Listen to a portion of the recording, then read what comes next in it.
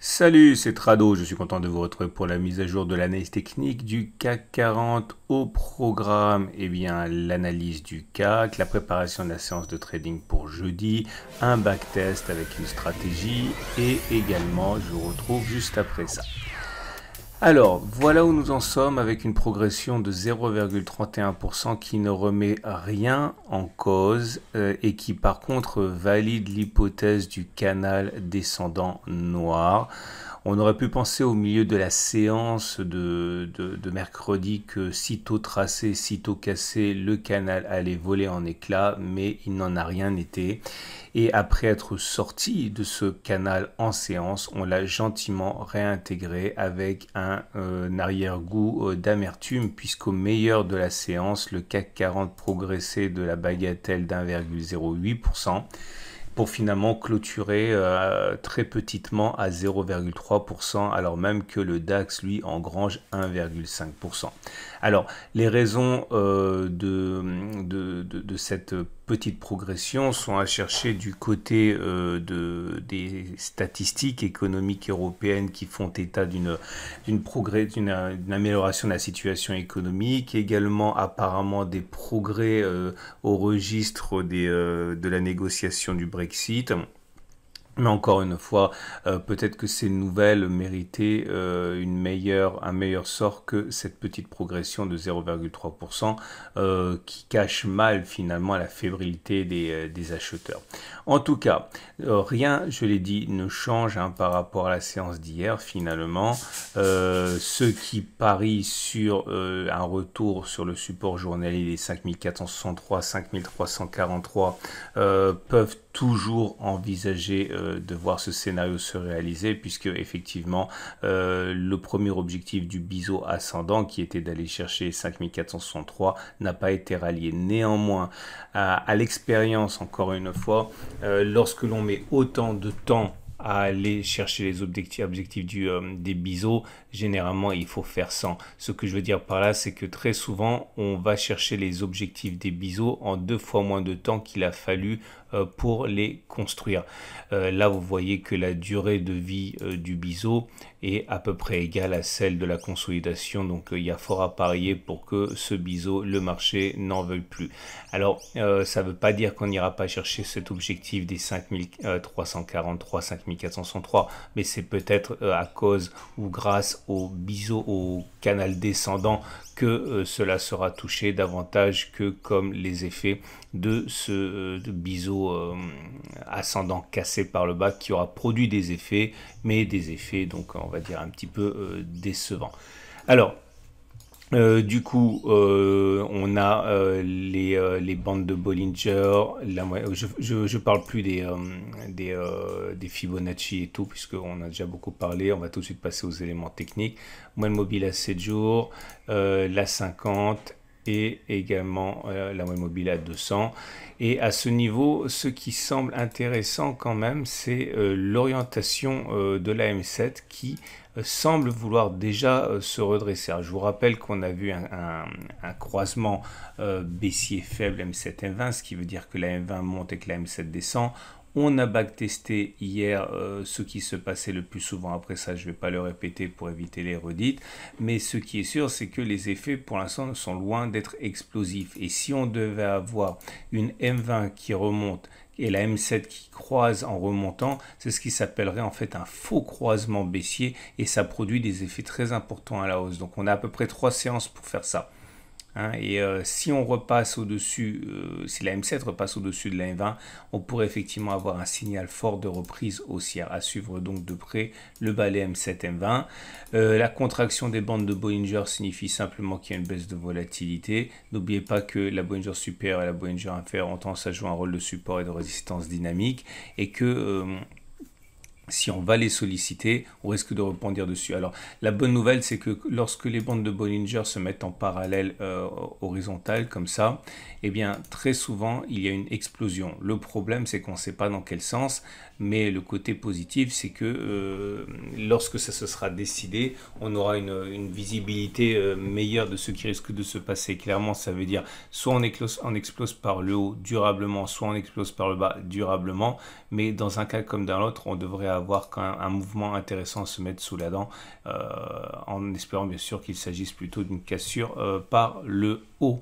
Alors, ça nous amène aux autres éléments techniques. Alors, j'étais un petit peu surpris finalement parce que c'est quand même le troisième signal haussier auquel on assiste en 2 séances. Alors, regardez, hier c'était le MACD 0 qui délivrait son signal.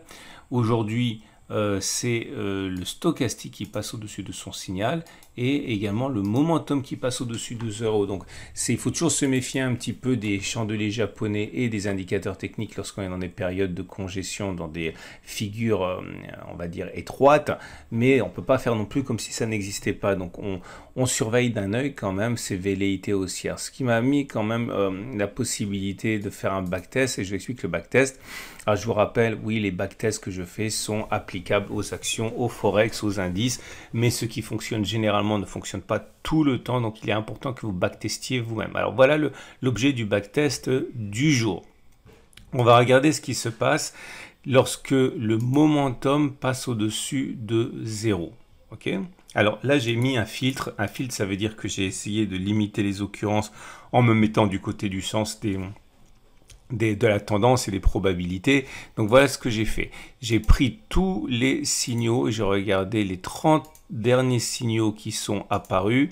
En mettant le filtre suivant, il faut qu'au moment où ça se passe, les cours soient au-dessus de la moyenne mobile à 50 jours. C'est-à-dire que je vais la mettre, alors ici, je vais regarder si les cours sont plus hauts ou plus bas que le jour où le momentum a basculé positif, en prenant en compte uniquement les occurrences où on est au-dessus de la M50. Okay ? Donc, le test sera réputé gagné si 2 jours après le passage du momentum au-dessus de 0, on clôture plus haut que la bougie du jour. Ok, donc c'est parti. Alors, première occurrence ici, vous voyez, elle est valable. On voit que on est au-dessus de la M50, donc on tient compte de ça. 2 jours après, où on en est, 1 jour, 2 jours, 2 jours, on est en positif, donc c'est une victoire pour le test.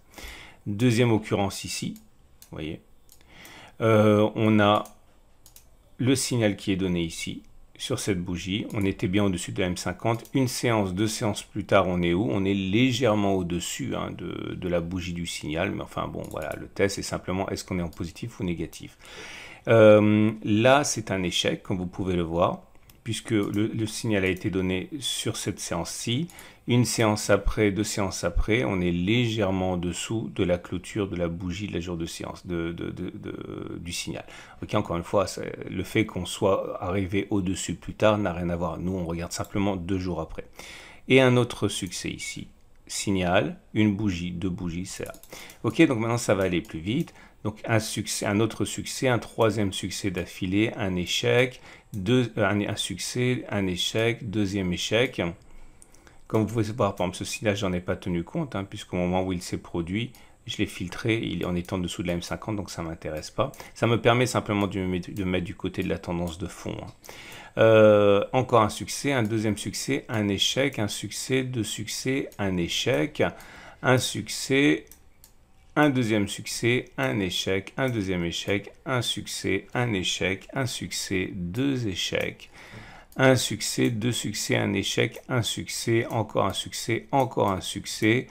Et je pense que là, on est bon. On arrive à 31 occurrences avec un résultat qui n'est pas mirobolant, mais qui permet quand même de se mettre du côté des probabilités, puisque cela fonctionne dans 19 cas, ça échoue dans 12 cas, autrement dit 61% des cas. Est-ce que ça veut dire que vous auriez dû, dès la séance de mercredi, eh bien, acheter en pariant que si vous vendez dans 2 jours, vous aurez gagné de l'argent? Non, vous ne pouvez pas faire ça parce que vous ne savez pas encore à quel moment vous entrez, à quel moment vous sortez, à quel moment vous prenez votre profit, à quel moment vous prenez votre perte. Vous ne pouvez pas le faire. Mais par contre, en tant qu'analyste technique, vous devez vous dire 2 choses. C'est qu'il est plus probable sur une série de 100 fois comme celle-ci que dans 2 jours, on clôturera plus haut plutôt que plus bas. Ça veut dire plein de choses également. Ça veut dire que si vous voulez spéculer à la baisse, par exemple, sachez que vous risquez d'avoir un meilleur point d'entrée dans 2 séances. Ça veut dire aussi que si vous l'avez déjà, si vous avez testé ça sur des actions, je dis n'importe quoi, AB Science, ok, ou Genomic Vision, qu'importe, et que vous avez prévu de le vendre, eh bien sachez qu'il y a plus de chances avec un signal comme ça que vous le vendiez à un meilleur prix dans 2 jours que maintenant. Voilà comment on peut l'utiliser. J'invite à tester ça sur vos actions préférées, mais à mon avis, ça vous devrait vous donner une petite amélioration de votre méthode de trading, ce qui m'amène donc à l'Ichimoku. Et comme vous pouvez le voir, pour l'Ichimoku, ça reste quand même bien globalement, hein, puisque on est dans une situation où le nuage, il est ascendant. Attendez, je vais enlever tout ce dont j'ai pas besoin ici, voilà. On voit que le nuage, il est ascendant, donc la tendance de fond est haussière, la Kijun est montante, donc la tendance de fond est haussière, la tendance générale est haussière, la Tenkan est plate, donc ça veut dire que la tendance de court terme est neutre, mais on arrive à repasser au-dessus, et c'est vrai que c'est plutôt, ça va dans le bon sens. On termine, ah oui, j'ai oublié de parler du chandelier japonais du jour, qui est intéressant parce que c'est vraiment une marque d'incertitude. Quand vous avez une bougie comme ça avec une longue mèche haute, une longue mèche basse et un petit corps, c'est que finalement on a bataillé toute la séance pour finalement clôturer à un niveau très proche du niveau d'ouverture. Ça veut dire qu'il n'y a pas de consensus et pas de sérénité véritablement chez les investisseurs qui sont dans une étape, dans une situation de doute. Hein. C'est manifeste avec ces grandes bougies et ces grandes mèche. Et on va donc terminer avec le trade du jour. Alors, comment trader? Alors, vous pouvez par exemple, alors c'est toujours le même trade baissier hein, dont je parle si vous avez un biais baissier, mais là encore une fois, vous voyez, on avait un bon ratio gain-risque en séance. Si vous avez mis par exemple, je ne dis pas que je l'ai fait, hein, mais pour ceux qui avaient un biais baissier, quand vous voyez que les cours montent comme ça, vous avez des bonnes opportunités pour faire ce que vous aviez envie de faire. Même mettant un stop loss, par exemple, au-dessus de la résistance journalière à 1%, vous voyez que vous avez déjà un ratio gain-risque qui est super. Enfin bon, l'idée c'est que si vous avez un ratio, un biais baissier, vous pouvez envisager si demain par exemple on monte et qu'on vient se coller au canal descendant, vous avez peut-être un point d'entrée. Si vous mettez un stop loss au-dessus de la résistance à 1,3% et que vous visez un retour sur le support journalier des 5463 à 1,8%, voilà, vous avez un ratio gain-risque super à 1 et vous êtes dans le sens de la tendance de court terme, hein, puisque la M7 est descendante. Bon, c'est pas mal. Si vous avez un biais qui est haussier, le problème c'est que si vous achetez, vous avez déjà à 0,9% les premières difficultés, les premiers mouvements vendeurs. Donc c'est un peu compliqué.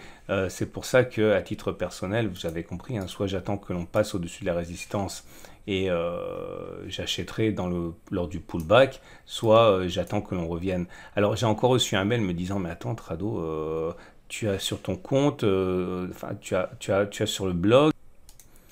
Alors c'est ici hein, que je mets les plans en temps réel. Là je suis flat, donc puisque j'ai pas eu mon point d'entrée, et j'en suis simplement à 14 trades proposés dans les vidéos depuis le début de l'année, en un an.